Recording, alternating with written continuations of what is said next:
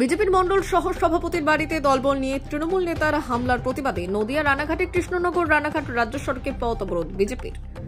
রাস্তা নিয়ে বিজেপির 33 নম্বর মণ্ডল সহ সভাপতির বাড়িতে হামলা চালানোর অভিযোগ তৃণমূল সদস্য এবং তার স্বামীর দলবলদের বিরুদ্ধে। ঘটনার প্রতিবাদে শুক্রবার রানাঘাট আইসতলা এলাকায় কৃষ্ণনগর রানাঘাট রাজ্য সড়ক অবরোধ করে বিক্ষোভ কর্মসূচি করল বিজেপি। সূত্রের খবর, রানাঘাট থানার অন্তর্গত রামনগর 1 নম্বর গ্রাম পঞ্চায়েতের কালীতলা এলাকায় একটি রাস্তা তৈরির দাবি নিয়ে এলাকাবাসীর সই সংগ্রহ করছিলেন এলাকার প্রাক্তন বিজেপি পঞ্চায়েত সদস্য সহ অন্যান্যরা।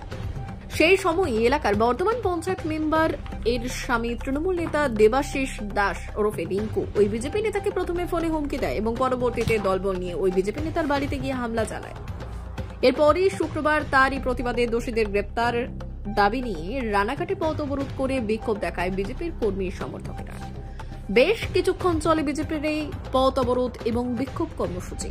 ঘটনার খবর পেয়ে পরবর্তীতে ঘটনাস্থলে পৌঁছয় রানাঘাট থানার বিশাল পুলিশ বাহিনী।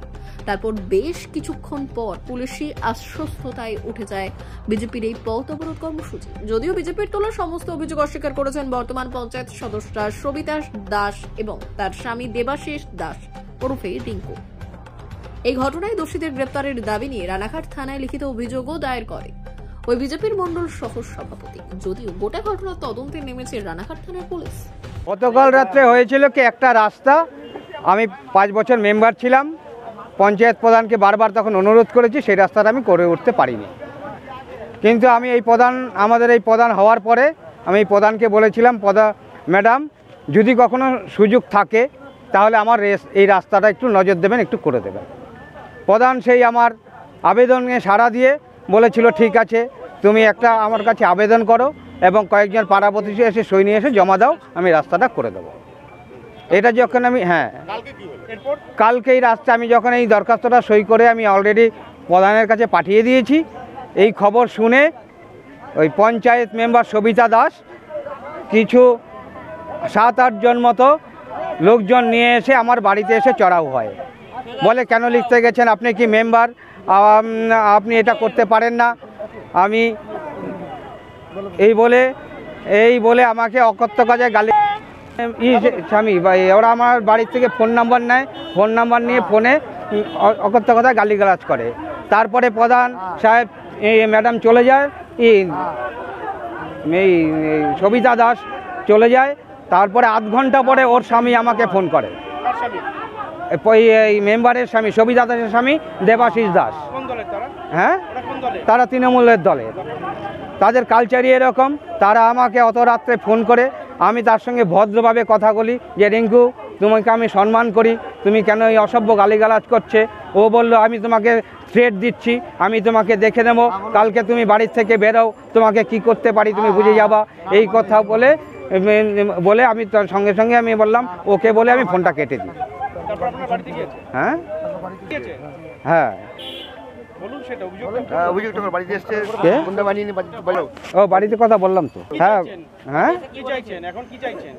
এখন চাইছি যে আমি নিরাপত্তাহীনতায় ভুগছি, পরিবার নিয়ে বসবাস করি, আমি এই কারণে প্রশাসনের দ্বারস্থ হয়েছি। প্রশাসন যাতে উপযুক্ত ব্যবস্থা নেয়, আমি এখন সেই অপেক্ষায় আমরা একটা পথ অবরোধ করছি। দেখুন, গতকাল রাত্রে আমাদের প্রাক্তন সদস্য অসীম দেবনাথ মহাশয় তার নিজের যে পাড়া, সেই পাড়ায় সেখানে একটা রাস্তার বিষয় নিয়ে কিছু লোকের কাছে সই সাবুত নিচ্ছিল এবং রাস্তা মাপজোপ করছিল। সেই সময় রিঙ্কু দাস, দেবাশিস তার নাম, সেই ছেলেটা প্রথমে ফোন করে তাকে অকথ্য ভাষায় গালাগালিজ করার পর আমাদের অসীমবাবু, যিনি মণ্ডলের ভাইস প্রেসিডেন্টও আছেন এই মণ্ডলের, তিনি সোজা তখন সেখান থেকে বাড়ি চলে আসার পর কিছুক্ষণ পর সেই রিঙ্কু দাস, দেবাশিস কিছু সমাজবিরোধী দুষ্কৃতীদের নিয়ে হাতে বিভিন্ন ধরনের লাঠি সোটা দা নিয়ে, এবং তার সাথে তার স্ত্রী হচ্ছে এই গ্রাম পঞ্চায়েতের তৃণমূল কংগ্রেসের জনপ্রতিনিধি সবিতা দাস, তাকেও সঙ্গে নিয়ে কিছু সমাজবিরোধীদের সঙ্গে নিয়ে আমাদের অসীমবাবুর বাড়িতে গিয়ে চড়াও হয়। অসীমবাবুকে না পেয়ে তার বাড়ি ভাঙচুর করার চেষ্টা করে, দরজায় ধাক্কা মারে এবং সাথে সাথে তার স্ত্রী, অসীমবাবুর স্ত্রীকেও অকথ্য ভাষায় গালাগালি করে এবং তাকে এবং তার অসীমবাবুকে এবং তার স্ত্রীকে প্রাণে মারার হুমকি দেয়। সেই অবস্থায় অসীমবাবু সেই সময় কোনো রকম বেলায় বাড়ি গিয়ে দরজা বন্ধ করে বাড়িতে থাকে। আমরা রাত্রে জানাজানির পর আমরা সকালে আমরা থানায় দ্বারস্থ হই এবং থানার কাছে আমরা অসীমবাবুকে দিয়ে একটা অভিযোগ জানিয়েছি এবং আগামী দিনেও এই অভিযোগ যাতে সঠিকভাবে কাজ করে তার জন্য আমরা প্রস্তুতি নিচ্ছি।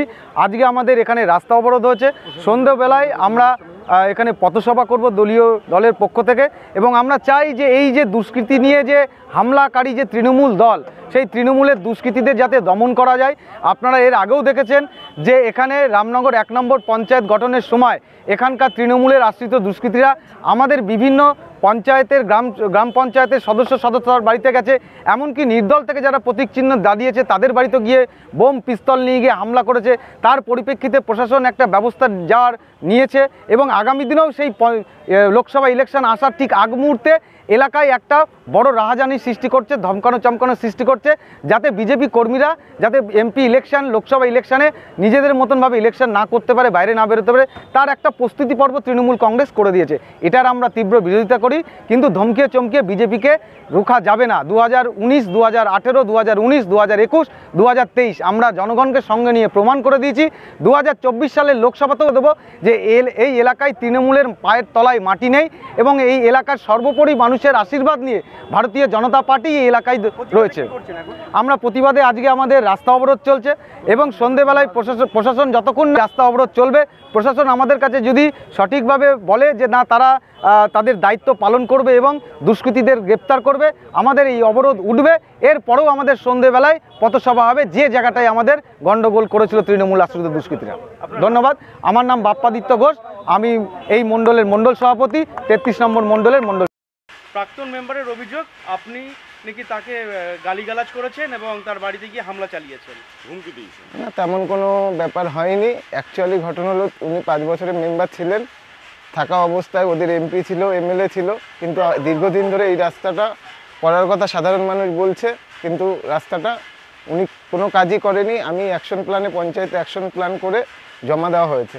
জমা দেওয়ার পরে রাস্তাটা হবে, উনি বাড়ি বাড়ি গিয়ে রাতের অন্ধকারে মানুষকে ভুল বুঝিয়ে সিম্পেথি নেওয়ার চেষ্টা করছে যে আমরা রাস্তাটা করে দিচ্ছি, কিন্তু অ্যাকচুয়ালি ঘটনা উনি যদি করতে পারতো তাহলে 5 বছর আগেই কাজটা করতো।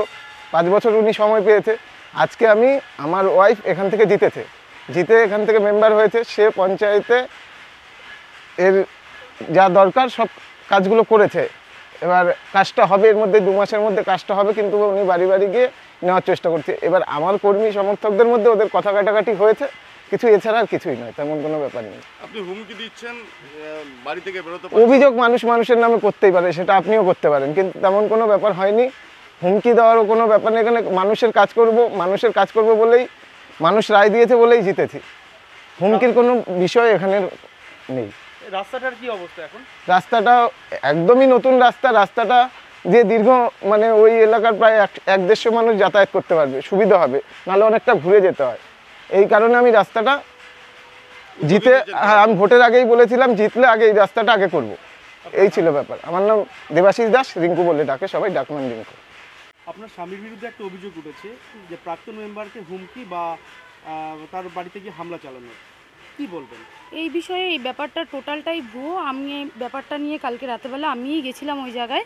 মেন ব্যাপার হলো গত 5 বছরের উনি ছিলেন বিজেপির মেম্বার। উনি এই গত 5 বছরে এই রাস্তাটা, আমাদের যেই রাস্তাটা, এই রাস্তাটা সুকোমল দেবনাথের বাড়ি থেকে চিত্তদের বাড়ি পর্যন্ত আর কি রাস্তাটা হবে। উনি এই রাস্তাটা এই 5 বছরে শুধু রাস্তা না, উনি ম্যাক্সিমাম আরও কোনো কাজই উনি করেনি এই ওয়ার্ডের। সবারই এটা কথা বক্তব্য, কিন্তু মেন ব্যাপার হলো এই জায়গায় জগন্নাথ সরকার আছে, এমপি এমএলএ আছে আমাদের বাবু চ্যাটার্জি, কিন্তু ওরাও এই কাজটার প্রচুর টাকা এসে ওরা কোনো কাজই করেনি। মেন কথা হলো আমি এখন কাজটা করতে গেছি, আমি আমার অ্যানুয়াল ফাংশানে তুলে কাজের সব ডকুমেন্টস দিয়ে আমি পঞ্চায়েতে সব রেডি করে দিয়েছি। মোটামুটি এই ধরুন 2 মাসের মধ্যে কি 2.5 মাসের মধ্যে কাজটা চালু হবে। সেই জায়গায় ওরা রাতেবেলা 9টার সময়, রাত 9টার সময় কারোর বাড়িতে গিয়ে এরকম ধরনের কোনো কাজ হয় আপনারা শুনেছেন কখনো?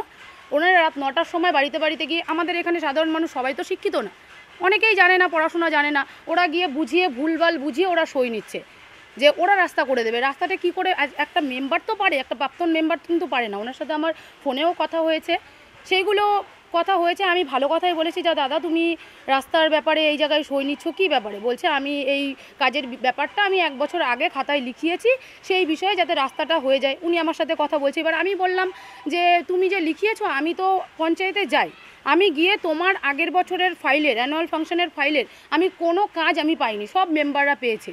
তাহলে উনি বলছে না তুমি সেক্রেটারি ম্যাডামকে জিজ্ঞাসা করবা। আমি বললাম সেক্রেটারি ম্যাডামকে জিজ্ঞাসা করবো, তুমি আমার সাথে যেও পঞ্চায়েতে, আমি খাতাটা ম্যাডাম দিয়ে দেবে, আমি খাতাটা খুলে আপনাকে দেখিয়ে দেবো যে কী কাজ আপনি লিখিয়েছেন, আদৌ আপনি তখন উনি কথাটা আবার অন্যদিকে ঘুরিয়ে নিয়েছে, বলছে না রাস্তাটা হচ্ছে না, তাই আমরা ভাবলাম সবার সই নিয়ে আমরা প্রধান ম্যাডামকে দিয়ে কাজটা করাবো। আমার কথা হলো প্রধান ম্যাডামকে দিয়ে যদি কাজ করানো হয় তাহলে আমি এই পাড়ার মেম্বার কিসের জন্য হয়েছে, আমাকে জনসাধারণ কেন মেম্বারশিপে আমাকে দিয়েছে, আমি তো কাজটা করব, প্রধান ম্যাডাম আমাদের সবাইকে কাজ দেবে, আমরা সবার কাজ ঘরে ঘরে পৌঁছে দেবো, এটা হলো আমাদের বক্তব্য। তা উনি এই কথা বলছে ঠিক আছে যদি করেও তাহলে তো খুব ভালো। এবার আমাদের কর্মীর সাথেই হয়তো ওনার কোনো কথা বিরোধ হয়েছে, এবার কেউ হয়তো কথাটা করেছে, উনি রেকর্ডিং করেছে, আমার স্বামীর রেকর্ডিং নাই, হয়তো ওরা আমাদের কর্মীদেরও হয়তো নাও হতে পারে, ওরাই হ্যাঁ ওরা ফেক রেকর্ডিং করে, ওরাই হয়তো কোনো রেকর্ডিং করে আমার স্বামীকে বদনাম করার জন্য করছে। এমনিতেই তো রাস্তায় রাস্তায় ঘুরে বেড়াচ্ছে, ওরা নিজেরা চুরি করছে, বলছে আমাদের পার্টিরা চোর, আমাদেরকে উল্টো আমাদের সাধারণ মানুষকে ওদের কিছু কর্মী আছে ঠেট দিচ্ছে যে রাস্তায় তোরা চোরের পার্টি করছিস, তোরা 2 দিন পরে রাস্তায় পড়ে থাকবি। তার মানে এটা কি ঠেট দেওয়া, মানে ওকে মেরে ফেলে রাখবে।